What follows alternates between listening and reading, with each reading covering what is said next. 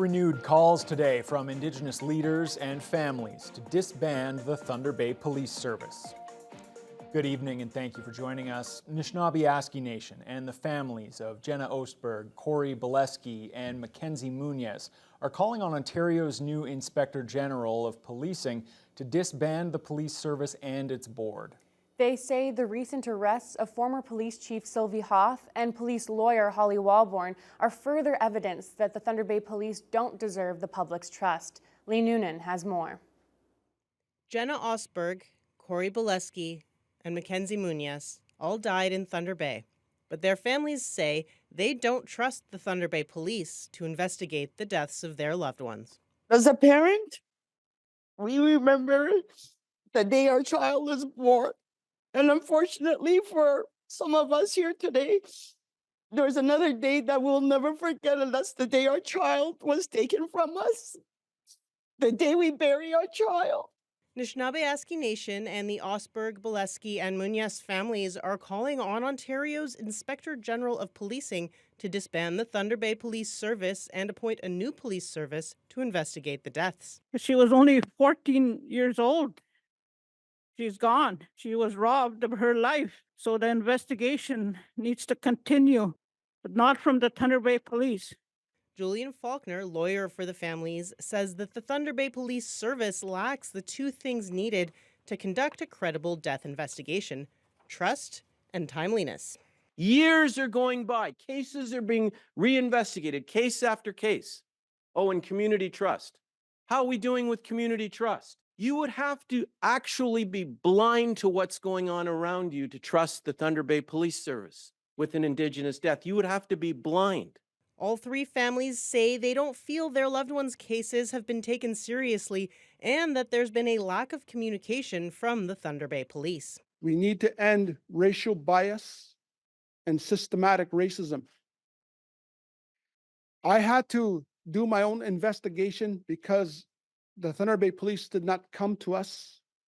Nobody reached out to us. Everything we found out was through the media. The Ostberg and Bileski families have filed complaints with the Inspector General of Policing, and the Munoz family will be filing soon.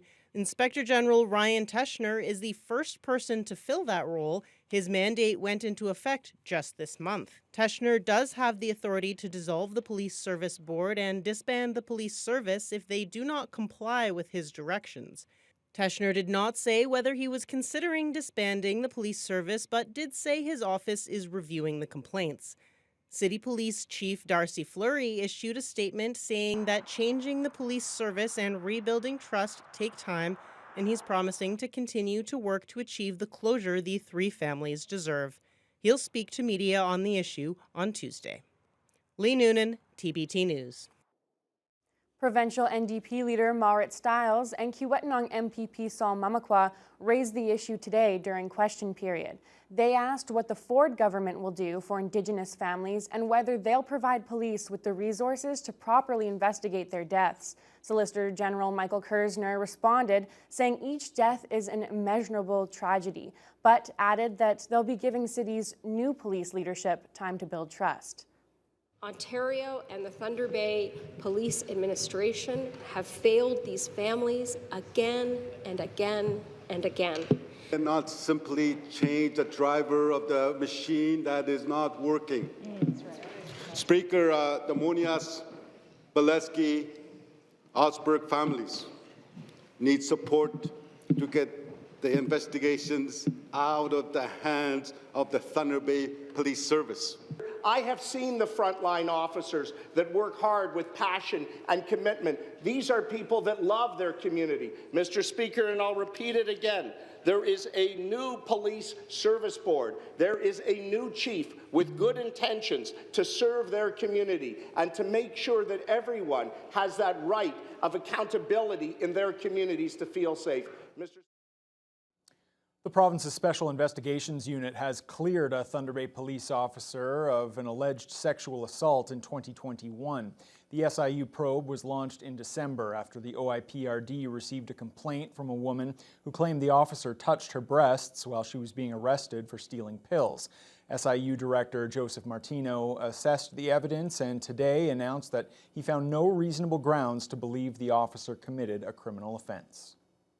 A murder trial got underway today at the Thunder Bay Courthouse. The accused admits to causing the victim's death, but he's pleading not guilty to second-degree murder.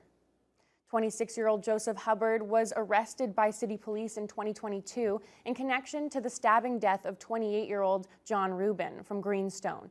The fatal altercation occurred on June 24th of that year at an apartment in the 900 block of Miles Street. According to an agreed statement of facts, Hubbard called 911 claiming that Rubin came over to buy drugs and tried to rob him. He said Rubin pulled a knife on him and a struggle ensued, resulting in Hubbard stabbing Rubin in the chest. Rubin was transported to hospital and pronounced dead soon after. The trial is by judge alone. The issue to be determined is whether it was an act of self-defense. Today, the court heard from several city police officers who responded to the scene. The trial is expected to wrap up by the end of this week. This evening at City Hall, Council will once again discuss its response to homelessness and how designated encampment sites might play into the picture. The city conducted a number of consultation opportunities with encampment residents, Indigenous leaders, and members of the public. The consultation showed a high degree of support to identify city-owned lands for designated encampment locations. The designated areas would have garbage collection, washroom access, first aid, and clean drinking water. No locations have yet been selected for the encampments, as other decisions still need to be made before any concrete steps are taken. The Thunder Bay Catholic District School Board will be looking for a new Director of Education, as Pino Tassoni has announced his retirement. Tassoni has held the top position for the past decade. He says while it's an emotional time, it's the right decision. Jessica Clement has the details. After 10 years as the Director of Education for the Catholic School Board, Pino Tassoni will be retiring. I think that it's time, and it's a very emotional time for me. I'm very proud of what we've accomplished over the last few years around our collective commitments and our goals, and I'm especially proud that following the pandemic, we're now making a turn for the better. Tassoni has been with the Catholic Board for 36 years, starting out as a teacher at Sacred Heart School before moving on to St. Ignatius. There he spent 11 years teaching before serving as the school's vice principal for 3 years. He was then principal at Corpus Christi and St. John schools before going back to St. Ignatius to be principal. In 2012, Tassoni was appointed superintendent of education before becoming director in 2014. Reflecting on his time, Tassoni says there are a number of accomplishments to look back on. I'm proud, obviously, of our multi-year strategic plan, our journey, our dream, and the priorities that we have in place around student achievement and equity, along with sustainability. I'm especially proud of being, a deep learning board where we've changed our pedagogical practices to engage students and staff with global competencies and learning elements. Tassoni will be stepping down at the end of the school year and will support the board during the transition of finding a new Director of Education. He says after that, he'll be looking forward to a lot of rest. This kind of planning, in terms of travel and those sorts of things, but I don't have a real plan. I just want to sit back and more or less relax and just enjoy the pressure, relieving the pressure that I've had in this job. Jessica Clement, TBT News. There's some good news for Canada's embattled auto sector. Honda Canada is reportedly preparing to build an electric vehicle and battery plant in Alliston, Ontario, northwest of Toronto. CTV's Mike Walker has more. There are 4,200 employees at Honda's manufacturing plant in Alliston, and the automaker's workforce there is set to get a major boost. Here in Ontario, we've become a world leader in the electric vehicle revolution. With Premier Doug Ford teasing an impending announcement for a new electric battery plant today without naming the automaker. This week, we've landed a new deal. It'll be the largest deal in Canadian history. It'll be double the size of Volkswagen.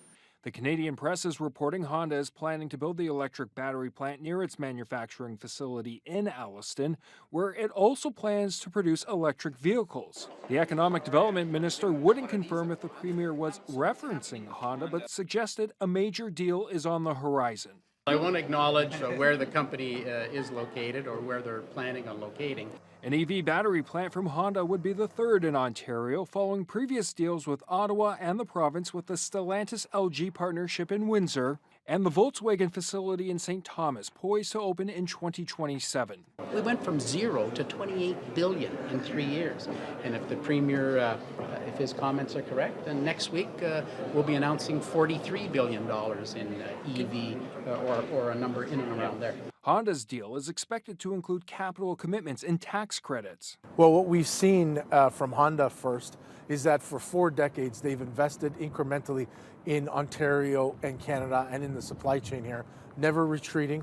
Honda doesn't make speculative bets. This news comes as Tesla recently laid off 14,000 workers and Ford delayed electric vehicle production at its Oakville plant by 2 years. We need some answers, some accountability, and I hope that whatever deal is being worked out here, that there's some strings attached, because we've seen what happens in Oakville, for example, where workers are still waiting to know what's going to happen there. Calling on the government, bring back EV chargers to the building code, roll out an EV charging network, bring back rebates. The federal government has not offered any insight when asked about the deal. That was CTV's Mike Walker. It's a big step forward in the effort to build an all-seasons road to Pikangikum First Nation. Long-awaited funding for the Barons River Bridge and Access Road was included in the 2024 federal budget. Barron River Bridge will be funded, which is very exciting for the community of Pikangikum, but also for Frontier Lithium, who, as you know, is a lithium mining company in Northern Ontario, looking to very quickly accelerate their operations. Projects like the lithium mine being developed by Frontier are key to the government's critical mineral strategy, according to Haidu. The bridge has been in the planning stages for years and is a key piece of infrastructure to connect Pikangikum to the highway system. It would also improve winter road access for 6 other First Nations in the area: Deer Lake, Keewaywin, McDowell Lake, North Spirit Lake, Poplar Hill, and Sandy Lake. The 7 communities are proponents of the project, which Haidu says will improve their living conditions. One of the big challenges around the infrastructure gap is actually being able to get equipment, people, and supplies to First Nations that are remote. And so, you know, for example, it can cost triple the amount of money for somebody to build, a band office in Attawapiskat than it might be to build a similar building of similar quality in a road access community. Exactly how much money is being allocated or when construction might start has yet to be announced. The road work that will connect the All Seasons Road to Pikangikum and realign the winter roads of the north is planned after the completion of the bridge. The whole project is expected to take 3 years. Thunder Bay OPP face unique challenges, having to police a large area with many remote communities. The detachment recently provided our own Vasilios Bellos with the opportunity to take part in a ride-along to learn more about what an average night looks like for their officers. From stopping dangerous drivers to conducting ride programs, there's always something to be done to keep the region safe. OPP officers in northwestern Ontario are never exactly sure how their night may look. The detachment provided TBT News with the opportunity to participate in a ride-along led by Provincial Constable Joel Eppinghaus. But before hitting the road every night, the constable ensures he's ready for any situation. I have my long gun, which has been proven safe already. Couple of magazines, at which we carry an extra one on our vest. Radio, which I have a radio battery in my duty bag, which we'll check in next. Tourniquet, flashlight, Narcan for overdoses. The OPP's detachment on Roslyn Road has everything needed to police the area. That includes an evidence locker and, of course, holding cells. Officers with the Northwestern OPP face a number of unique challenges compared to the rest of the province. That includes a wider area to police, which includes remote communities, which often have less than reliable communication infrastructure. As Eppinghaus explains, that often means searching for missing persons in challenging environments, though they have the equipment to do so safely. You're looking for an overdue hunter or a lost canoeist. The emergency response team is going to wear this kind of vest, so they stick out to not only maybe hunters in the area, but as well as the lost person or overdue person, right? After a tour of the detachment, it's time to hit the road. Eppinghaus begins his night with some general traffic stops, warning speeders, and those with expired licenses.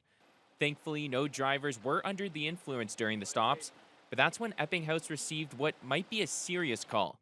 It's an iPhone crash notification, which comes in when there's serious impact to a phone. When we do have major collisions along Highway 102 or Highway 1117, we will have an iPhone alert crash, which is typically one of the vehicles involved.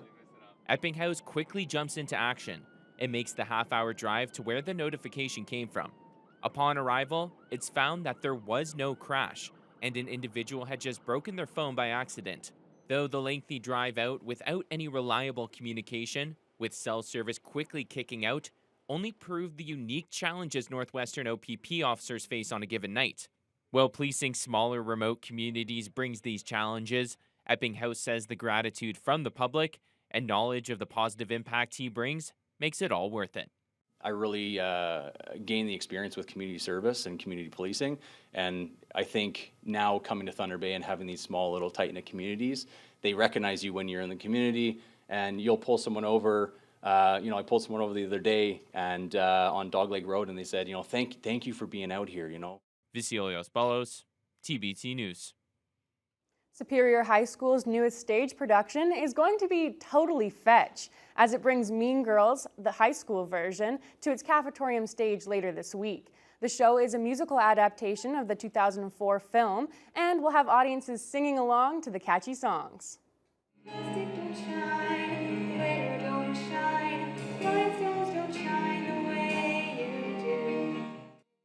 Just like the movie, the story follows new girl Katie Heron as she tries to navigate the ups and downs of high school, while also taking on the Plastics, the most popular girls in school. The show runs from Wednesday to Saturday at 7 p.m. in the Superior CVI Cafetorium. Stage manager and grade 12 student Nora Rutter says the production has strong messages about social norms, social expectations, and what it means to be yourself.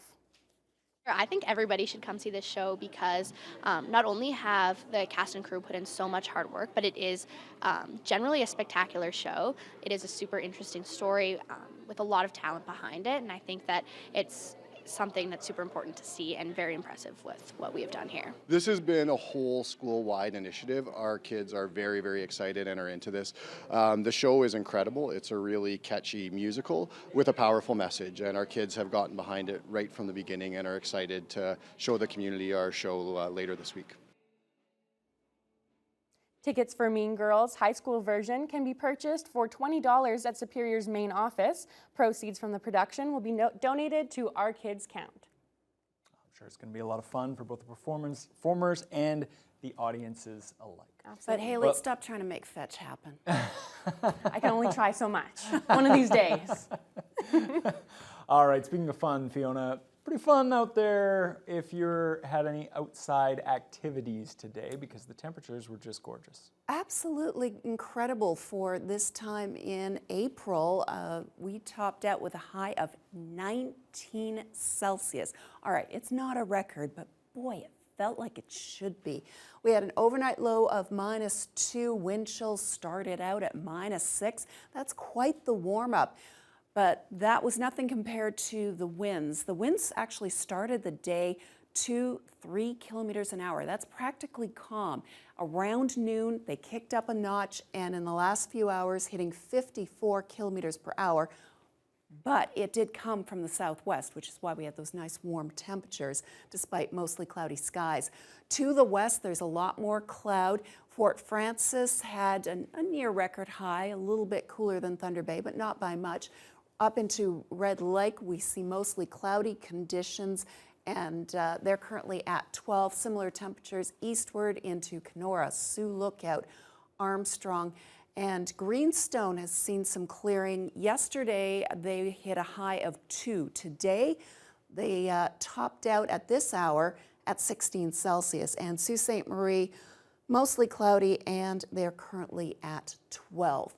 Now, here in the city of Thunder Bay, we will slip back pretty close to the freezing mark, and that's under some increasing cloud, and then showers are expected to begin after midnight. but that also comes with continuing very strong winds, up to 50 kilometers per hour after midnight. And that's just the beginning, because temperatures are actually expected to fall from there. It's hard to believe we're starting the week at 19 Celsius as a high, and tomorrow temperatures are going to drop. There is a risk of flurries. Don't tell Ryan, though. Cover his ears. Mother Nature can be incredibly fickle in April. I'm a little surprised about the wind, that it was that strong as well. I must have just hit it at a good time. It was beautiful when I was out there, but Yeah, it started to kick up around noon, and it's just been in the last few hours, it's increasing once again. all right, thanks a lot, Fiona. All right, let's turn our attention to international news now. In New York, opening statements got underway today in the hush money trial for former U.S. President Donald Trump. We'll have the details on that and more when your Monday News Hour continues after the break. This is a Biden witch hunt to keep me off the campaign trail.